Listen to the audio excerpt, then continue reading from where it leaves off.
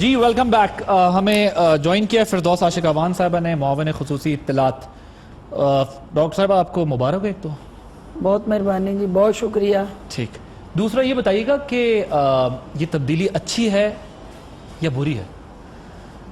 دیکھیں تبدیلی تو ہمیشہ اچھی ہوتی ہے، اور زندگی جو ہے وہ آپ اس کے حقائق کو جب دیکھتے ہیں اور حالات اور واقعات کو سامنے رکھتے ہیں تو الٹیمیٹلی بہت ساری چیزیں جو ہیں انسان کو چاہتے نہ چاہتے وہ کرنی پڑتی ہیں. اور جس تبدیلی کا مقصد ملک کا مفاد ہو، عوام کا مفاد ہو، اور اوورآل پاکستان کے جو عوام ہے اس کو ایک پروگریسو انلائٹنڈ ماڈریٹ ویژن کے ساتھ جوڑنا ہو، تو وہاں تبدیلیاں ناگزیر ہوں تو کرنی چاہیے، اس سے ہچکچانا نہیں چاہیے. تو یہ انڈیکیٹ کرتا ہے کہ لیڈرشپ کا کانفیڈنس.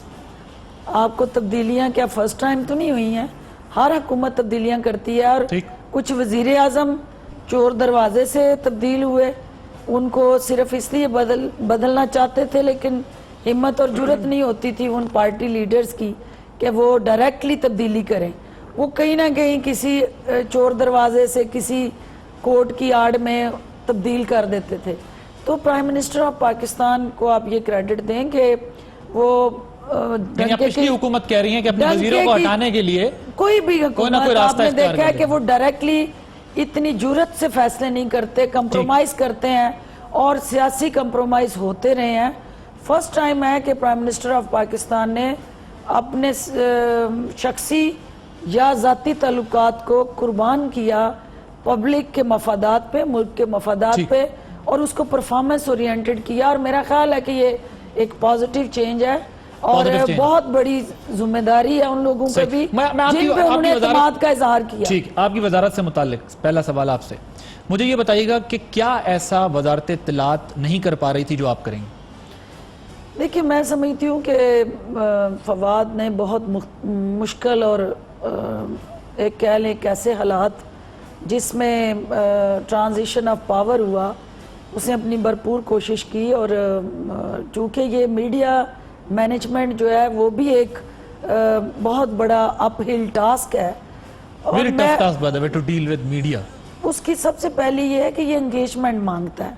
میڈیا جو ہے اونرشپ مانگتا ہے، میڈیا پارٹنرشپ مانگتا ہے، میڈیا ایکسیس ٹو انفارمیشن مانگتا ہے، میڈیا جو ہے وہ زیادہ سے زیادہ لیڈرشپ کے ساتھ کنیکٹیوٹی مانگتا ہے. اب ملے گی میڈیا؟ اور یہ ساری چیزیں جو تھیں آپ کی تبدیلی سے ملے گی میڈیا؟ انشاءاللہ ملے گی. اور سب سے اہم چیز یہی ہوگی کہ ہم پارٹنرشپ میں کام کریں گے. میڈیا کے جو اپنے رائٹس ہیں وہ ڈیفائنڈ ہیں، ڈٹرمنڈ ہیں، اور عمران خان صاحب ان کو اون کرتے ہیں اور سپورٹ کرتے ہیں. اب وہ رائٹس میڈیا کو دینے کے لیے جو میری ذمہ داریاں ہوں گی، مجھے پل بننا ہے between the media rights and public rights. پہلے وہ لنک مسنگ تھا، اور وہ لنکس تھوڑے سے مسنگ نہیں میں کہوں گی گیپس تھے، اور ان گیپس کو ہم فل کریں گے.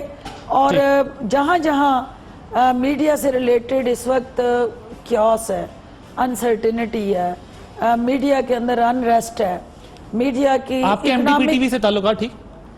دیکھیں M D P T V is part of the team. کوئی بھی شخص جو ہے، P T V is national institution, اور منسٹر انفارمیشن اس وقت تک اس کی سٹرینتھ ہے وہ پی ٹی وی جو ہے، اور M D P T V اس کی ٹیم کا ایک امپورٹنٹ پلیئر ہے. اور ہارمنی جو ہے اور ٹیم ورک، یہ ایک بہت امپورٹنٹ کمپوننٹ ہے، کیونکہ ون مین شو اور سولو پرفارمنس کبھی بھی کسی ٹیم کے لیے وہ فروٹفل نہیں رہی. پہلے ایسا ہو رہا تھا؟ پہلے اس میں کہیں نہ کہیں ٹیم ورک کا فقدان رہا ہے، اور میری کوشش ہوگی کہ وہ ٹیم ورک بہتر ہو جائے. اوکے. مجھے یہ بتائیے گا، ون بائی ون پوچھتا ہوں آپ سے، اسد عمر صاحب کو کیوں نکالا؟ نکالا نہیں ہے، وزارت سے ان کو وہ ایک پارٹی کا فیس ہے، ان کی پارٹی کے لیے خدمات ہیں، اور وہ بہت زیادہ کمپیٹنٹ اور ایک کوالیفائڈ پرسن ہے. لیکن جو سچویشن، حالات اور انٹرنیشنل سینیریو بنا، اس میں یہ ضرورت بن گئی تھی کہ ایک ایسا فنانشل ایکسپرٹ لایا جائے جو انٹرنیشنل جو آپ کے مالیاتی ادارے ہیں ان کے ساتھ پارٹنرشپ کریٹ کرے، ان کے ساتھ پرسنل پی آر شپ ہو، اور بہت ساری چیزیں فرنٹ فیس پہ آ کے کی جاتی ہیں اور بہت ساری بیک گراؤنڈ میں آپ کو کچھ فیسیلیٹیشن ریکوائرڈ ہوتی ہے. ایک پولیٹیکل فیس جو ہوتا ہے وہ بیک گراؤنڈ فیسیلیٹیشن اس طرح سے فرنٹ فٹ پہ نہیں کر سکتا. تو دیٹس دی ریزن کہ ان کو پورٹ فولیو چینج کرنے کے حوالے سے عمران خان صاحب نے آپشنز دیے اور ایک ایسا فیس جس کو انٹرنیشنلی ایکسیپٹیبل ہو مارکیٹ کے اندر. اسد عمر صاحب نہیں تھے اس طرح, اسد عمر صاحب ایکسیپٹیبل اصل میں ان کا اس فیلڈ کے اندر جہاں پہ نیگوسیشن ریکوائرڈ ہوتی ہیں, جہاں پہ پارٹنرشپ اور انگیجمنٹ سٹریٹجیز کو آپ نے انشور کرنا ہوتا ہے, وہاں پہ لابسٹ چاہیے. تو اس میں تھوڑی سی کمی تھی جس کی وجہ سے وہ فیصلے ڈیلے ہو رہے تھے. انہیں بتایا کیوں نہیں شام میں, ان کو کل کیوں پتہ چلا پرسوں رات کو؟ میرا خیال ہے کہ جو چیزیں چل رہی تھیں اس میں پرائم منسٹر صاحب نے he is very important stakeholder, Asad Umar is very important stake holder.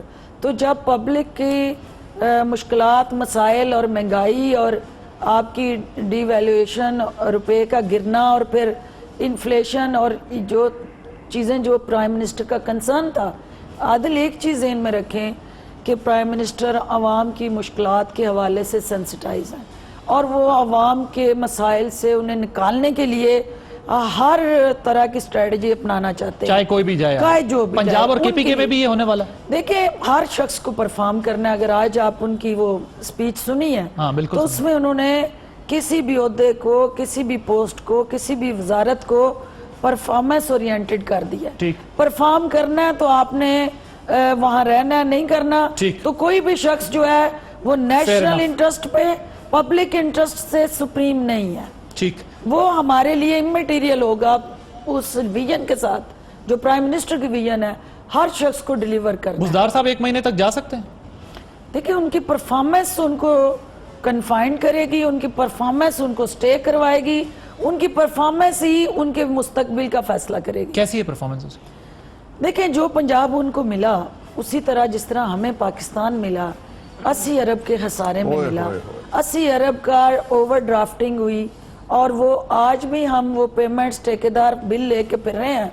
وہ پرانی حکومت نے جو گڈ گورننس کے دعوے دار ہیں اور جو عوام کے ہمدرد بن کے اس وقت پھر رہے ہیں, انہوں نے اس پنجاب کو دیوالیہ کیا, بینکرپٹ کیا, جو منافع بخش تھا. آپ کہتے ہیں مشکل حالات میں ملا. رانا صاحب ابھی آپ کے آنے سے پہلے کہہ رہے تھے کہ آپ کے جو منسٹر ہیں کرنا ہے اور اس کو بہتر بنانا ہے. رانا صاحب آپ کے آنے سے پہلے ایک مختصر اس پہ کامنٹ کر دیجیے گا, پھر میں نے ڈسکشن کو آگے بڑھانا ہے. وہ کہہ رہے تھے کہ آپ کے انٹیریئر منسٹر جو ہے وہ آپ سے انسٹرکشنز نہیں لیں گے, کہیں اور سے انسٹرکشنز لیں گے. دیکھیں انٹیریئر منسٹر جو ہوتا ہے ہمیشہ پہلے تو یہ بتائیں کہ انٹیریئر منسٹر کو کیوں نکالا؟ امپورٹنٹ پلر ہوتا ہے نیشنل سیکیورٹی میں. جو نیشنل ایکشن پلان ہے آپ کا وہ سارا جو ہے جڑا ہوا ہے انٹیریئر منسٹری کے ساتھ. آپ کا ایکسٹرنل اور انٹرنل سیکیورٹی چیلنجز جو ہیں وہ کوریڈور ہے انٹیریئر منسٹری.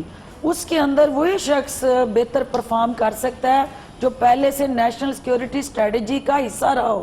تو یہ چینج جو ہے اس لیے ہوئی کہ آپ کے جو ضرب عضب اور اس کے ساتھ جڑے جتنے آپریشنز تھے ان کے اندر جو سیولین سپرمیسی ہے اس کو انشور کرنے کے لیے, وہ اس ویکیوم کو فل کرنے کے لیے جو گیپس تھے. شہریار آفریدی صاحب کے بس کی بات نہیں تھی وہ. دیکھیں شہریار آفریدی ڈیفینیٹلی وہ انہوں نے اپنی کوشش کی, محنت کی اور بڑی کہہ لیں کہ فل کمٹمنٹ سے اس کاز کو سرو کرنے کی کوشش کی. لیکن چونکہ اس کے ساتھ experience is very important component, چونکہ وہ آئی بی کو ہیڈ کر چکے ہیں. تو تمام جو سٹیک ہولڈر ہوتے ہیں جو نیشنل سیکیورٹی اپریٹس کے ساتھ چلتے ہیں, ہی ورکڈ ود them. تو آئی ایم شیور کہ جو بھی دہشت گردی کا اس وقت چیلنج نیا سر اٹھا رہا ہے اس کو اوور کم کرنے میں ہی از دی رائٹ پرسن.